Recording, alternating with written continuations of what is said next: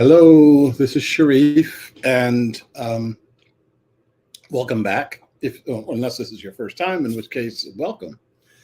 Um, we're going to be talking about some what I think are some important issues, important to the point of um, looking at this as a movement toward a new way that each of us can live, a movement toward a new way of looking at how all of us can live together, and all of that creating a whole new society, creating a world that works literally for all living beings. Um, so these are the idea behind this series is to look at some highlights on our journey to this new reality. Everything has to change. There's nothing that's going to remain the same. And therefore, all of us have to be ready, willing, and able to examine our own lives, to help everyone else examine their lives, and to start working together toward a world that works for all living beings. One of the main ways that we're going to do this, one of the main ways that we're going to um, encounter this is by being calm, by being focused, and through our meditation. So what I'm doing now is setting a little timer to give us a couple of minutes to do our meditation. Um, I invite you to do this meditation. It's really tempting, and I know I've been on the other side of this camera, and someone says, "Oh, let's do this exercise together." It's really tempting not to do it. Those people over there can do that. I'm going to continue to boil my water for my tea. I'm going to continue to check this other box over here, maybe write a few emails while they're out doing something. Um, I would invite you not to do that. I would invite you to um, let's do this together. And let's do this in such a way that we start to increase our consciousness energy. We're only going to take a couple of minutes, and I will invite you to um, close your eyes if you wish. If you don't want to, you can keep them open. Um, take a deep breath. Let it go. Take another breath. This one let out a sigh.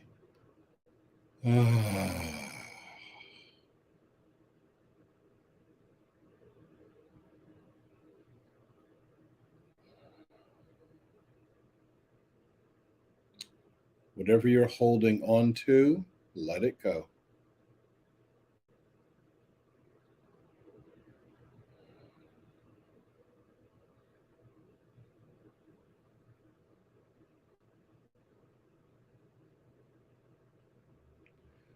Whatever you're looking at that's causing pain, see if you can look at it differently.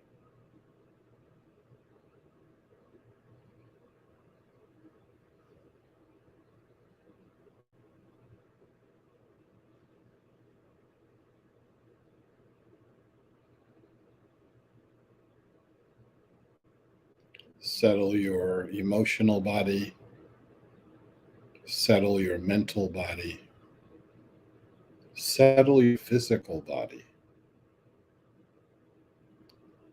settle your spiritual body. See them all incorporated as one.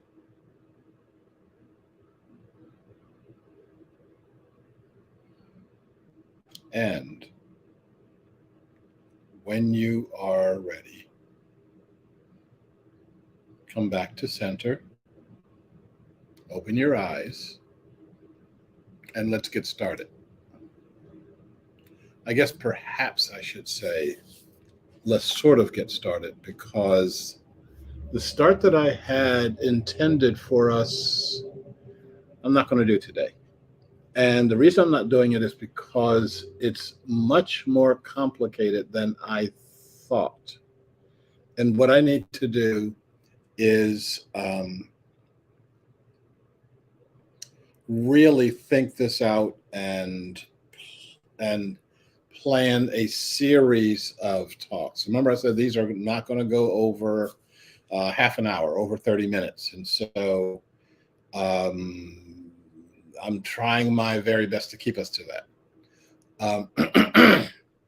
So what I wanted to talk about, and I'll spend 5 minutes or so talking about it now, and then we're going to get to some of the comments from some of the previous days. Um, the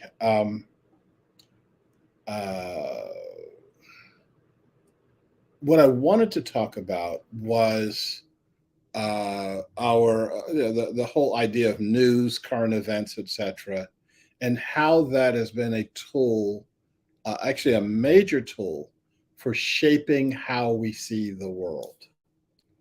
And I believe that's true, but the my problem is, so I wrote that as a title to today's session, and then I around midnight or so I sent it to propagate an hour before our session. So that's how you got your message. But last night I started digging into this, and then I realized this topic is, number one, huge, but much bigger than I thought it was. One of the things I discovered is that various channels, various news outlets focus their own attention on a certain kind of news, a certain category of news. And I think I told most of you, I consult about a dozen different news outlets every morning. But when I consult them, I am going down their headlines on the. I do all this on my device, and I'm not listening to them. I'm not looking at moving pictures. I'm just looking at the headlines. And I ask myself a question as I am looking at these headlines. What does this mean to me? What does it mean to us? What does it mean to humanity on the planet right now? When you ask those couple of questions, 90% of it goes away. It has no meaning whatsoever on our planet. There's no reason for you to be reading this stuff other than, as someone described it to me, as like scratching a guilty itch. Okay. It's salacious, purient garbage about somebody's life, who's on drugs, who's getting off of drugs, who's in rehab now, or so-and-so said such and such, such and such, or so-and-so is trying to take over such and such's country, or, but all of these things are happening in an abstract. Also, the news doesn't track, well, most news doesn't track across sources. I saw today that a news outlet covered that that the killer of Breonna Taylor had taken another job in security, which I thought was moderate news. Okay. The thing that was interesting about it was that one news source was the only one that covered the story. All the other ones missed it. Now, did they miss it, or did they say, oh, we'll let that news source have this one. This news source over here, we'll talk about that one. This one over here, so that way all of us get a chance at all of your eyeballs. Okay. Well, that's pretty insidious because it's engineering how you see the world. Okay. We know that we do this around political stuff, especially in America, especially the so-called left and so-called right um, divide, which we'll cover some other day. I don't think that exists anymore. I think it's manufactured to exist so that um, we won't look at what the real issues are.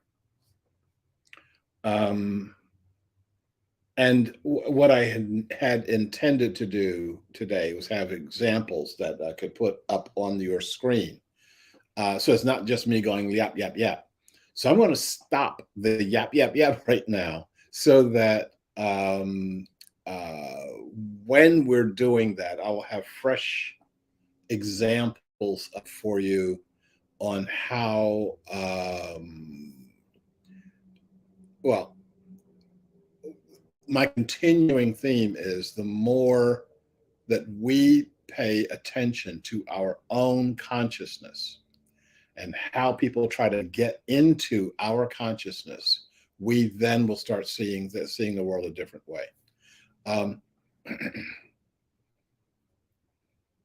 And yes, I'm trying to get into your consciousness right now. I'm trying to get to the point where instead of me wanting your consciousness, to sell that consciousness to another entity, on a, someone who wants to sell some soap, they want your eyeballs, and so I'm going to do something that titillates you so that you look this way, so that I can then flash a advertisement on the screen.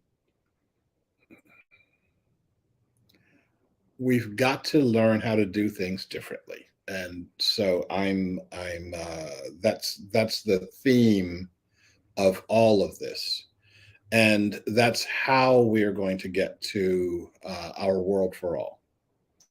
Okay, so and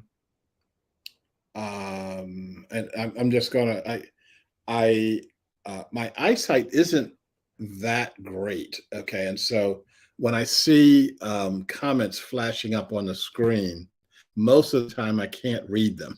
So I'm not ignoring you. I'm trying to and I don't like wearing my glasses because they reflect my screen, and therefore I don't know if I trust anybody where you can't see their eyeballs and I can't see mine. So um, so I'll be going back and forth between live feeds and some of the questions we had from our last session. But I do want to okay. Now we're gonna test my skills in grabbing a live feed here. So Sylvia says, I have not consumed commercial media for probably 25 years. Number one, yay. Number two, I'm with you. If I could turn my camera around, I have I have a television set right there. Okay. And it's covered with a really beautiful piece of cloth I picked up, I think, in Indonesia.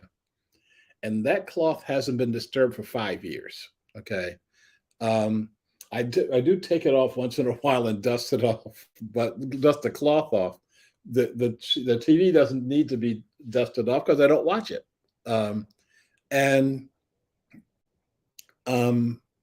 But okay, so on the one hand, when you start thinking about, commercial television, et cetera, that's one thing. But the commercialization of information has taken on epic proportions to the point that you don't even know what a news story is anymore. there are a lot of the so-called news stories about, the moon launch or that's written by the people who make money from the moon launch, the people who make money from selling the weapons, the people who make money from the entertainment industry. And so you don't know. In fact, there was just one on, excuse me for a second, I'm jumping around a bit here. That's one of the things about doing things live. I can jump around here. I'm jumping onto the BBC really quick. And there is a story that's looks like it may have been taken down. Da-da-da-da-da-da. Oh, here it is, and it's in the top stories of the BBC. It says Matthew Perry to remove Keanu Reeves from memoir. Now, my first thought when I saw that was, who cares? I mean, like, Matthew Perry, act as an actor. Keanu Reeves, I have a little bit higher rating as an actor. But that's not acting. He's writing a story that I probably will never read. But why is that on the top feed of the BBC? Well, because whoever published that memoir wants you to read it and wants you to think that that memoir is now news. How many of the stories that we're seeing are actually somebody else's news feed? Okay. The Jim Gaudino says, nice glasses. That's not going to get you to make me wear them.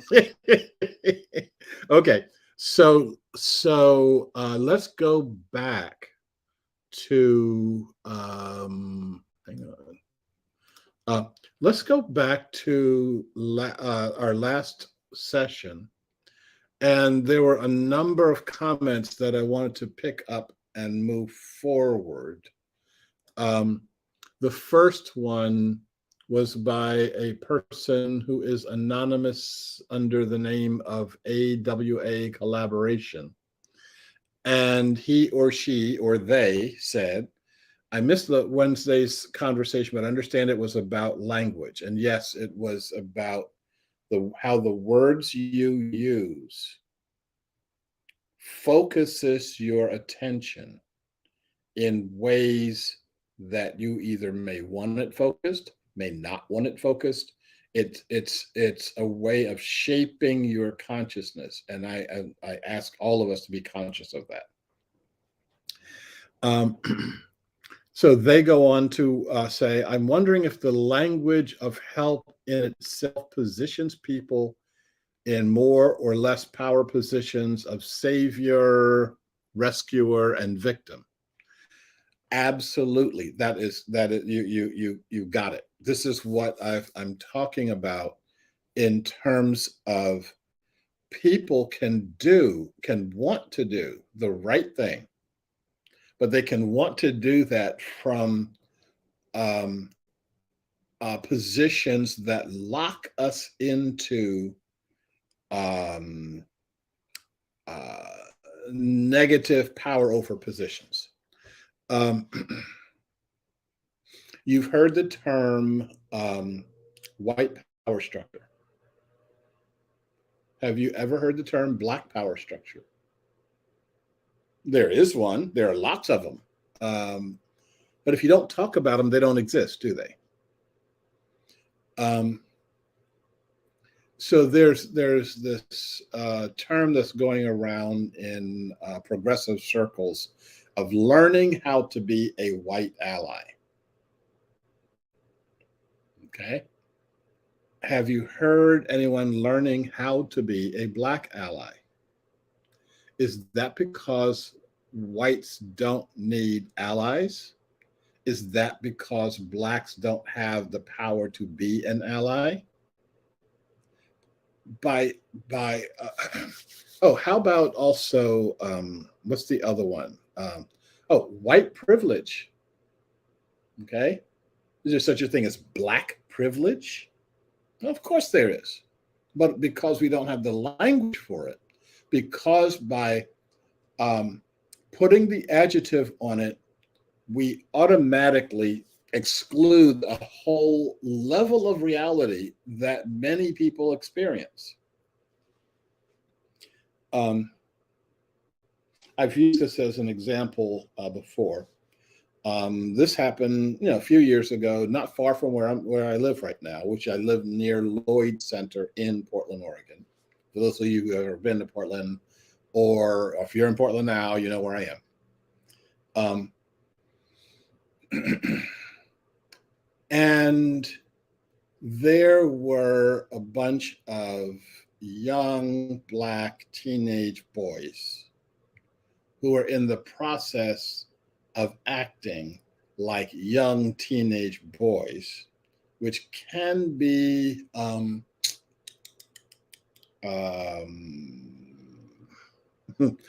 so one word was unfortunate, but it could be, I guess I'd say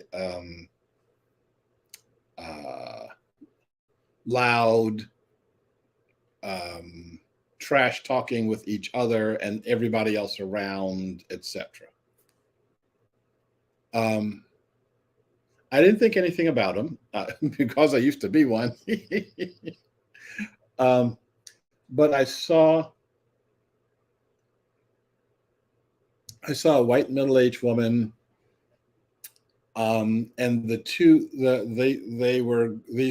group of 7 or 8 guys were going to encounter her. Okay, they're like heading toward each other, and it could have been an unfortunate encounter because these guys have a lot more testosterone than they have common sense. And so I altered my path a little bit, and I encountered her first. And I said, "Hey, how you doing? Long time no see. You doing okay?" And I said it loud enough for her to hear it. I'd never seen this person before. And I said it loud enough for them to hear it. So they weren't going to have an encounter with her. They were going to have an encounter with both of us if we were going to have an encounter at all. And she was like, "Oh yeah, I'm okay." And I started walking with her. And when we encountered the young men, I looked at them in the eye and said, "How are you doing?" And they were, "Oh, okay, oh yeah." And they just kind of went on and did their thing. Now, that was called being a good Black ally. Okay. I walked another block or so with her to her car. I said, "You okay?" She said, "Oh yeah, I'm okay. And thank you very much." And I went on. Now, nobody taught me how to do that, and nobody uh,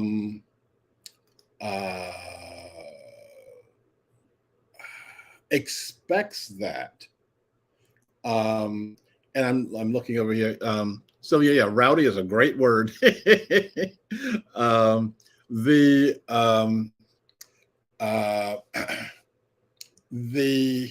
and I'm going to.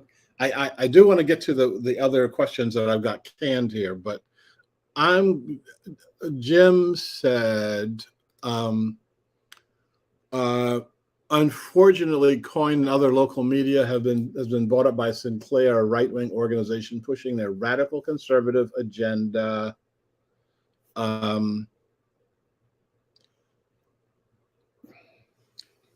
That may be true. But it doesn't matter if it's a left-wing organization pushing a radical left or progressive agenda. Is this what's happening in our world right now? We believe that the left-right split is a split between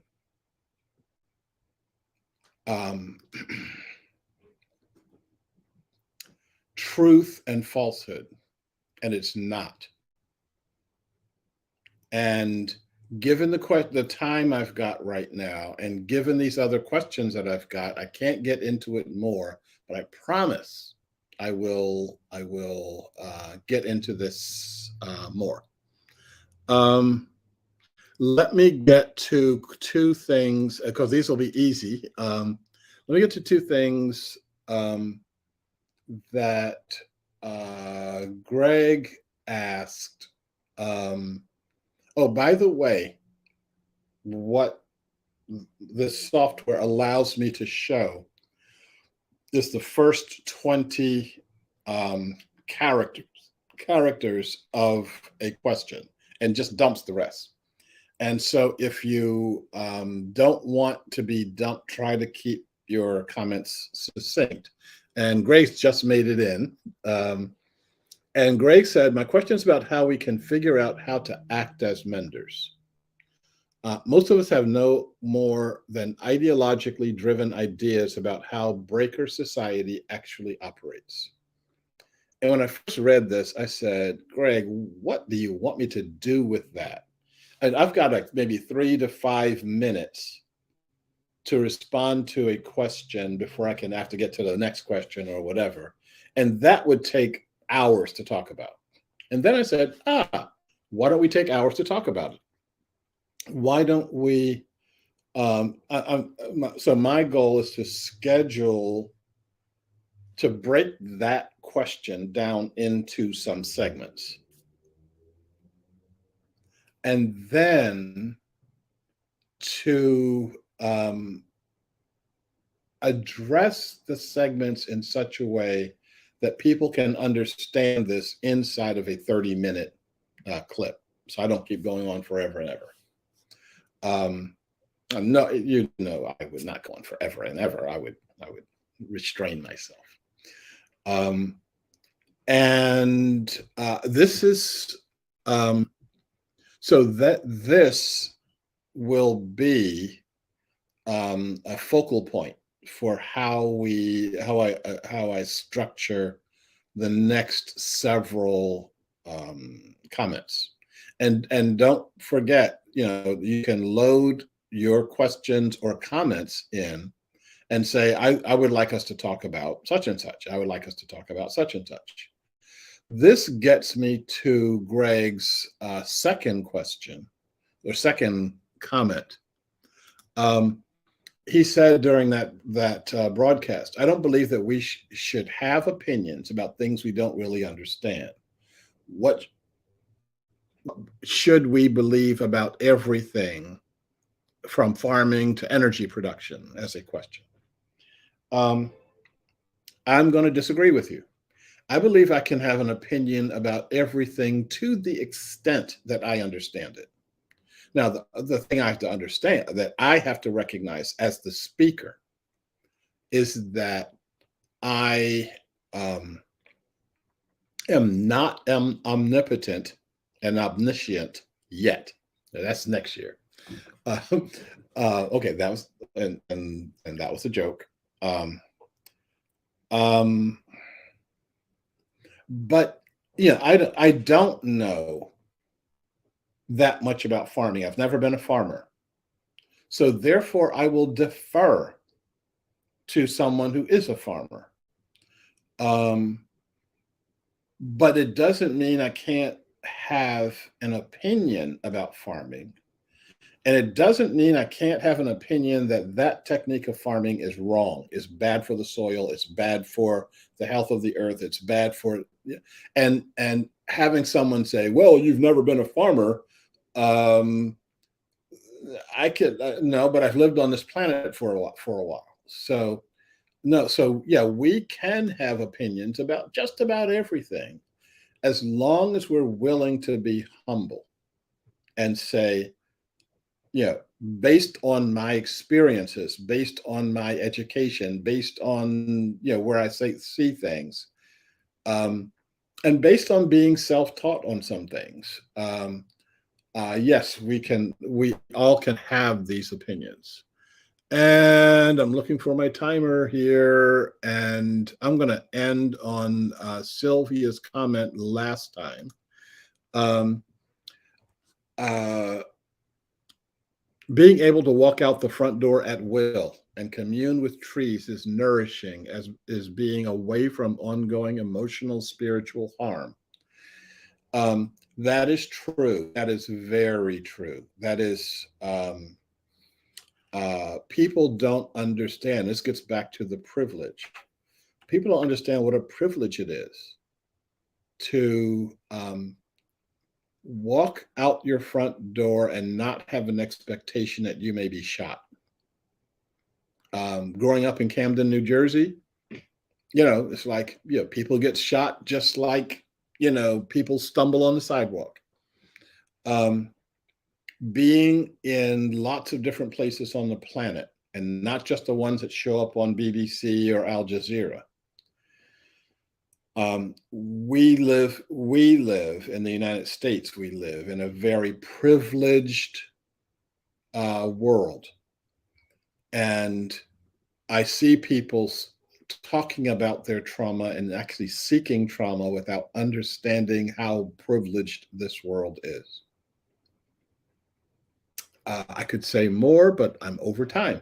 So thank you. I would like to see as many of you as possible on Wednesday.